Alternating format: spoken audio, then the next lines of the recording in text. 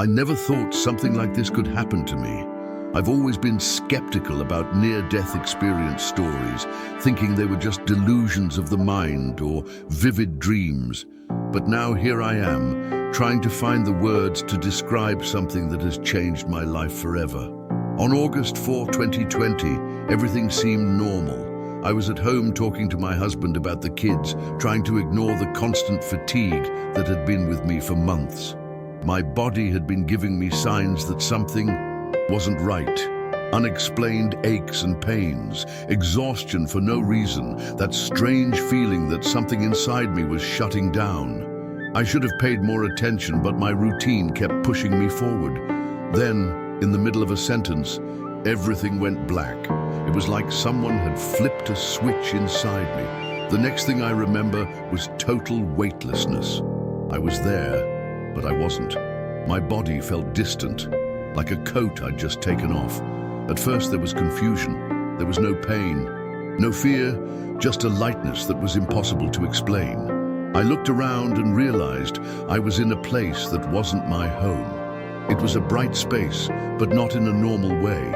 It was a living light, pulsing all around me, enveloping everything in an indescribable calm. Then I saw him. The moment his eyes met mine, I knew, without a word being spoken, that I was standing before Jesus. I can't quite put my finger on it, but the moment I saw Jesus, a profound understanding came over me. It wasn't just visual recognition. It was as if my soul remembered him, as if every cell of my being knew he had always been there. His gaze was indescribable. It was as if he saw me whole. Not just on the outside, but on the inside as well. My doubts, my fears, my mistakes, everything. And yet there was no judgment, only love. A love so vast and intense that it made me want to cry, even though I felt no sadness there, only a peace I had never experienced before. He didn't have to say anything for me to know. I was there for a reason.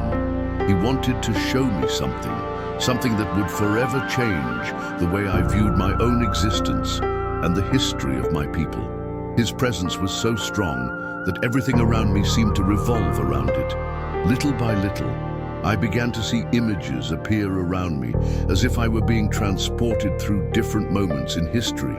I saw faces, entire civilizations, distant lands that I had never visited, but that somehow seemed familiar. I saw ancient Egypt in all. Its glory, not just pyramids and temples, but a vibrant people, full of knowledge and spirituality. I saw the kingdoms of Nubia, Kush, the grandeur of Ethiopia, and then something that shocked me. I saw slavery, suffering, chains, people torn from their lands and taken into the unknown. My heart sank at the sight, but Jesus stood by me, and without needing words, he made me understand. What I was about to learn would undo centuries of lies. It was then that Jesus began to show me something I never expected to hear, the truth about the so-called Curse of Ham. I had grown up hearing this story in different ways, sometimes between the lines, sometimes spoken outright, that we black people were descendants of a cursed people. Some churches avoided addressing the issue, but in others the idea was there, hidden in the way slavery was treated as an inevitable fate, as if there were a biblical explanation for all the suffering we endured. But Jesus made me see the truth so clearly that there was no doubt the curse was never on black people. The curse was on Canaan, the son of Ham, and it had nothing to do with race. Distortions of this story have been used throughout the centuries to justify atrocities, to make us believe that we were less than, that we were not worthy. When this revelation washed over me, it was as if an invisible weight I hadn't even known I was carrying had been lifted from my shoulders. I felt a rush of freedom, a truth that had always been there, but had been covered by lies. Then the images around me changed again, and I saw something even more profound, the lineage of Ham. Jesus showed me that his children were not cursed, but blessed. Kush, Mizraim, Put, each of them had given rise to great civilizations. I saw the golden glow of the Ethiopian temples, the grandeur of Egypt, the strength and wisdom of the African people. They are not forgotten, they are chosen, I felt in my soul, as if the very voice of Jesus was within me. Everything we had been led to believe was wrong. As I absorbed this truth, I felt something different around me, as if I were being drawn deeper into this revelation. The images changed again, and what I saw left me speechless. I saw the grandeur of our origins, the intelligence and spirituality that have always been part of our people.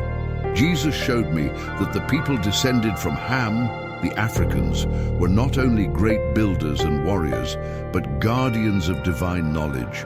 I saw priests in Egypt studying the stars, writing about medicine and science centuries before anyone else. I saw the kings of Nubia, the queens of Ethiopia, the empires of Mali and Ghana prospering with gold and wisdom. All of this was part of a divine plan, but over time, this history was erased, distorted, transformed into something unrecognizable. They made them forget.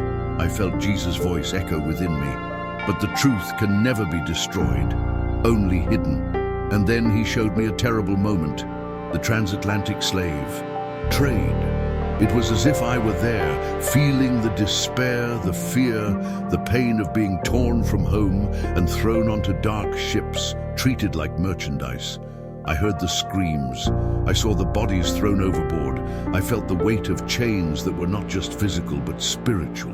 In the midst of this horror, I thought Jesus would show me only suffering, but that's not what happened. In the midst of that darkness, there was something shining. It was the strength of our people. Even in the worst conditions, even when all seemed lost, our ancestors sang, prayed, held fast to their faith.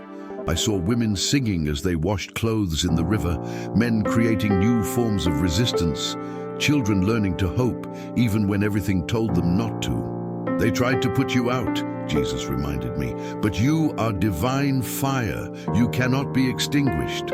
When Jesus said that we were divine fire, something inside me was ignited. For the first time, I saw our history not only in terms of suffering, but in terms of resistance, in terms of the strength that spanned generations. He showed me scenes of the Quilombos, the abolitionists, the slave revolts, of people who, even in the midst of horror, found ways to fight back.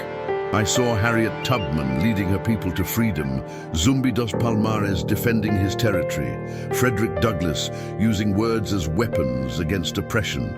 Each of them was a link in this invisible chain that connected us to our true purpose.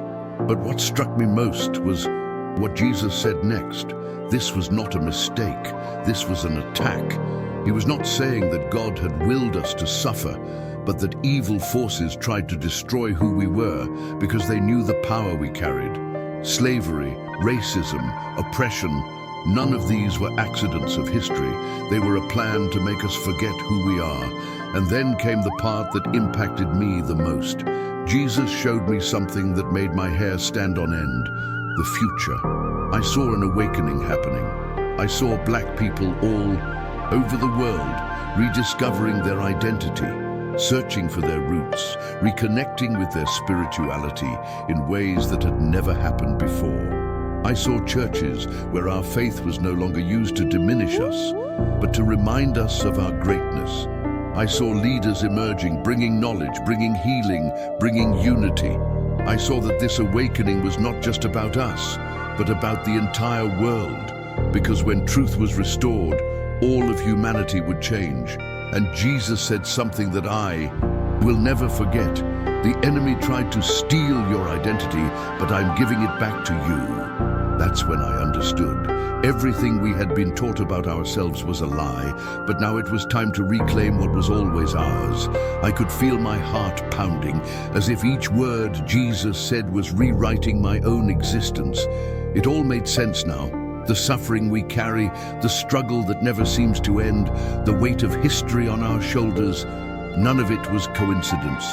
From the beginning, we were targets because we carried something the world tried to erase, a direct connection to truth.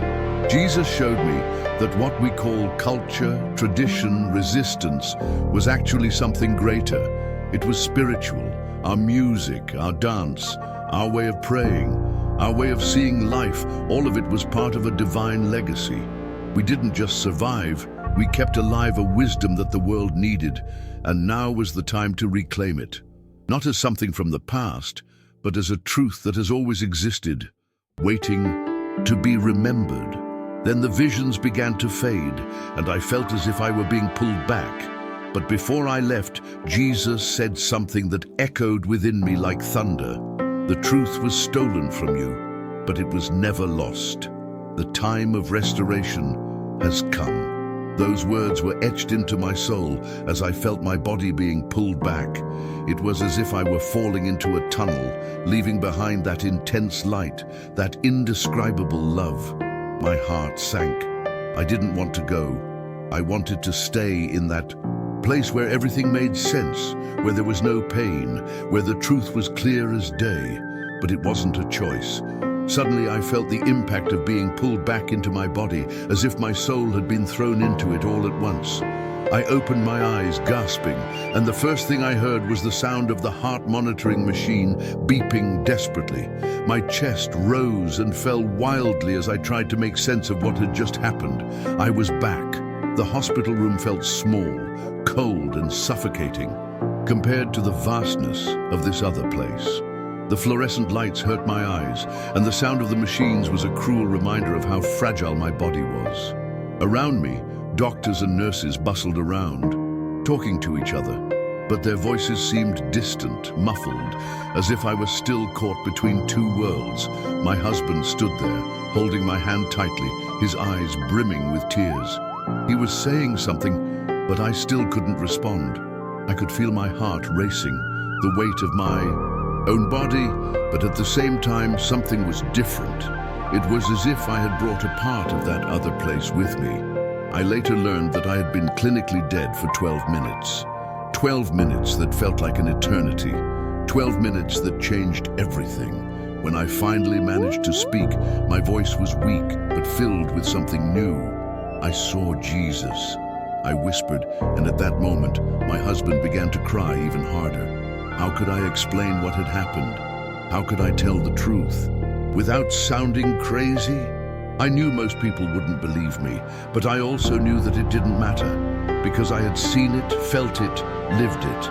I was here, alive, because I had been sent back with a mission to share this truth, to reclaim what had been taken from us, to make the world see what had always been there for us. In the days that followed, as I lay recovering in the hospital, everything around me seemed different. Colors were brighter, sounds clearer, as if I was seeing the world for the first time. But what struck me most was the sense of urgency that wouldn't leave me alone. It was as if the experience had given me a mission I couldn't ignore. I began writing down everything I remembered, every detail, every word Jesus had spoken to me without speaking, every image that flashed through my mind. I knew I had to tell this, especially to my people. How many of us grew up believing that we were less than? How many of us internalized the lie that we were cursed, that our suffering was deserved or part of some dark divine plan?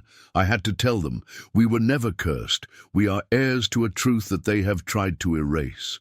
When I came home, my children hugged me as if I had just come back from a war, and in a way I had.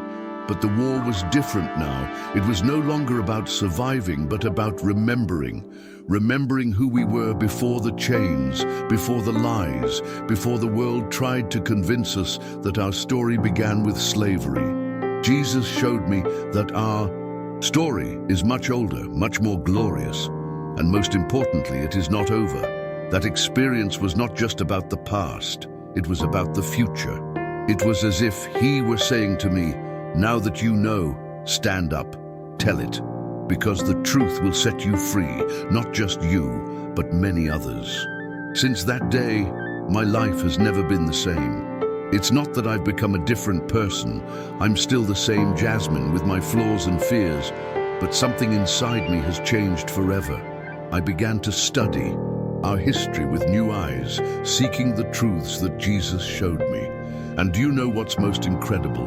It was all there, hidden in ancient books, in oral traditions, in the traces that our ancestors left behind. The greatness of Africa was not a legend, it was a fact. The spirituality of our people was not witchcraft, it was a connection with the divine. Each discovery was like a piece of me being put back in the right place, after years of being out of place. But it wasn't all easy. When I first started sharing my experience, some called me crazy. Others said I was making things up, that Jesus wouldn't talk about race. But I knew the truth, and that was enough for me. Little by little, people started reaching out to me. Black people who had always felt there was more to it, that our faith shouldn't be used to oppress us. I saw tears fill their eyes when I told them about what I had seen, about our true heritage. It was as if, deep down, they already knew. They just needed someone to confirm it. And with each story I shared, I saw the chain breaking a little more. Even today, 10 years later, I still wake up sometimes feeling the echo of that light, that voice that changed everything. I don't have all the answers, and I still struggle with the doubts that arise from time to time. This is still real life, after all. But one thing I know, what happened to me on that August 4th was not a dream. It was not a hallucination. It was as real as the pain I felt when I returned to my body, as real as the smell of the hospital, as real as the salty taste of my tears when I realized I needed to go back. Jesus showed me what I needed to see, and now it's up to me, to us, to continue unearthing the truth that has been buried under centuries of lies. When I look back, I see that it all started with a heart that stopped for 12 minutes. 12 minutes that lasted an eternity. 12 minutes that taught me that our story is not a straight line of suffering, but an upward spiral, sometimes painful, yes, but always leading us back home to who we really are. And if there is one thing I want you to take away from this story, it is this. You are not an accident. You are not a curse. You are not a mistake. You are part of something much bigger, and no matter how much they try to erase it, the truth always finds a way to come back to the surface, just like I did. It was at my Baptist church that I decided to share my experiences for the first time. I chose a Wednesday service when the older sisters in the choir were present, women I had watched grow up and whom I deeply respected. My hands were sweating as I held my Bible, feeling the curious eyes of the congregation. When I began to speak about the curse of Ham, I saw eyebrows furrow. Sister Dorothy, our 82-year-old matriarch, scowled but didn't interrupt me. I told her about African civilizations, about how Jesus had shown me that we were the bearers of ancient wisdom, not victims of divine punishment. The room fell silent as I described the slave ships and the spiritual resilience he had revealed to me. I finished trembling, certain that I would be thrown out. It was then that Sister Dorothy struggled to her feet, leaning on her walker, and said in a hoarse voice, "Little girl, I always knew that this curse story was nonsense. My grandmother used to tell me about the kings of Benin, but the white shepherds forbade her from speaking such things." Her eyes filled with tears as she whispered, "Thank you for bringing my grandmother back." In the months that followed, something strange began to happen. Women who had never questioned anything before began to come to me after church, speaking softly as if they were telling a dangerous secret. Deaconess Maria brought a dusty book, Negroes of Ancient Times, which his great-grandfather had hidden under the floorboards. Brother Robert, once a conservative, organized a Bible study on the true context of Genesis 9. Together, we discovered that our denomination had removed entire pages of history, such as the ordination of the first black deacons in Acts 6. Gradually, even the lead pastor, initially skeptical, began to include in his sermons references to Exodus 2:19, where Jethro, the Midianite priest, an African, is called an Egyptian man. It was small, but it was a start. I could see the change in the little things. in the children who no longer bowed their heads when they heard about Africa, in the young people who questioned why we only sang European hymns. A seed had been planted, not by me, but by someone much greater. My son Jamal, then 16, was my biggest challenge and my biggest surprise. When I first tried to tell him about the experience, he rolled his eyes with typical teenage disdain. "Mom, you're watching too much mystical YouTube." I realized I needed a different approach. One Saturday, while he was braiding his hair before basketball, I casually dropped a book about the Black Pharaohs of the 25th dynasty on his bed. Hours later, I found him furiously reading on his phone, not videos of games, but articles about the kingdom of Kush. "Mom," he said in a voice that was no longer boyish, "why doesn't school teach us this?" That night, for the first time in years, he came into my room unbidden. He sat on the edge of my bed and confessed, "I always thought we were just survivors. I never imagined we were kings." The tremor in his voice cut me to the core. There, between his headphones hanging around his neck and the NBA trolley forgotten on the floor, I saw my boy discover that he had roots, but not everything was perfect. 2 weeks later, Jamal came home from school furious. His history teacher had said that slavery brought development to Africans. My son, normally quiet, argued until he was expelled from class. When I picked him up from the principal's office, his eyes were a mix of pride and shame. "Maybe I overreacted," he muttered in the car. That's when I told him what Jesus had shown me about anger. "He didn't teach me to swallow frogs, Jamal. He showed us that our struggle is sacred, but it has to be intelligent." The next day, we drove back to school together. He with a paper on Timbuktu's universities, I with a firm but peaceful tone. The teacher, a white man in his 60s, blushed when Jamal asked, "Sir, have you read Ahmed Baba's writings on astronomy before colonization?" The principal, a black woman who had never intervened before, was surprised to agree with us. That week, the school announced a seminar on pre-colonial Africa. Jamal looked me in the eyes and whispered, "I think I've become a warrior, Mom." And I knew he finally understood. Things took on a dimension I never imagined when Pastor Wilson of the Methodist Church downtown invited me to speak at his Sunday service. He was a respected man with an impeccable suit and a doctorate in theology, everything I was not. When I walked into the sanctuary 3 times the size of ours, my legs were shaking like green leaves. But when I saw the photos of the church's founders, all black from the 1920s, with their simple suits and determined eyes, I felt something strange. It was as if they were there, cheering me on. I told my story without embellishment, pointing out the scriptures we had researched. When I got to the part about the Ethiopian deacons in Acts 8, a murmur ran through the pew. At the end, Pastor Wilson, with tears streaming down his wrinkled face, said something that echoed, "Sister Jasmine, you have brought back our theological memory." On the way out, a young Pentecostal pastor pulled me aside. My grandmother used to talk about these things, but I thought it was superstition. His look was like someone who had just found a lost piece of himself.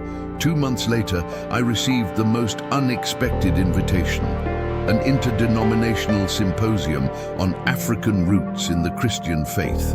When I arrived at the community center, I nearly fell over backwards. There were pastors from 3 different denominations, a black rabbi and even a priestess who prayed with a Bible. The debate was heated, yes.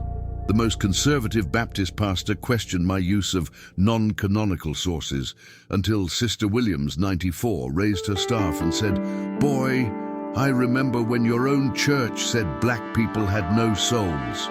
Shut up and listen." The silence that followed was cut by the sound of someone crying. It was the youngest pastor in the group who confessed, "I've studied Greek and Hebrew for years, but I've never stopped to study my own history." At the end, we wrote together a simple but powerful statement. Our roots matter to God. When we left, The priestess hugged me and whispered in my ear, "Oxalar and Jesus are dancing together today, daughter." I had never thought about it before, but at that moment, it made perfect sense. There was a night about a year after my experience when I nearly threw in the towel. The anonymous messages kept coming in: heretic, disturbed, storyteller. Even members of my own family began to question me. Why don't you just leave it alone? One Wednesday night, after a particularly brutal day, I sat on the floor of my closet and cried like I hadn't cried since I was a child. "Lord," I sobbed, "who am I to do this? I'm just a public school teacher, not a theologian, not a leader." I grabbed the box where I kept my notes about the experience, ready to burn them. Then I felt a familiar warmth in my chest, the same warmth of the light that had enveloped me in that bright room. And then, as clear as if it were there, I heard it inside me. You don't have to be special. You just have to be obedient. I fell to my knees, not in fear, but in relief. The next day, I received a letter from a 14-year-old girl in Mississippi. "Your story has made me stop trying to lighten my skin," the shaky handwriting read.